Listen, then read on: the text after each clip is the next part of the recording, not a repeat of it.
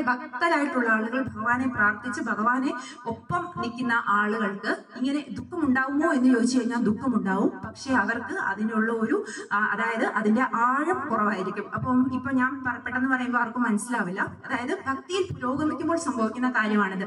ആദ്യമൊക്കെ ചെറിയ കാര്യങ്ങൾക്കായിരിക്കും നമുക്ക് അങ്ങനെ പറ്റുന്നത്. ചെറിയൊരു സന്തോഷം, ചെറിയ സന്തോഷവും ചെറിയ ദുഃഖവും ഒക്കെ വരുമ്പോൾ ദുഃഖിക്കാതിരിക്കാൻ പറ്റും ഭക്തരായിട്ടുള്ള ആളുകൾക്ക്.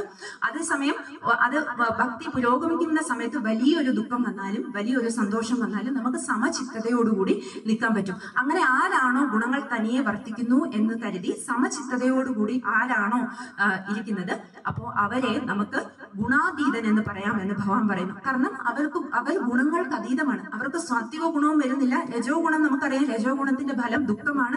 അപ്പൊ അവർക്ക് രജോ ഗുണവുമില്ല. തമോ ഗുണത്തിന്റെ ഫലം അജ്ഞാനമാണ്. അവർക്ക് അതുമില്ല. അപ്പോൾ ഇതെല്ലാം ഇങ്ങനെയെല്ലാം സമചിത്തതയോടുകൂടി എല്ലാ സിറ്റുവേഷനിലും നിന്ന്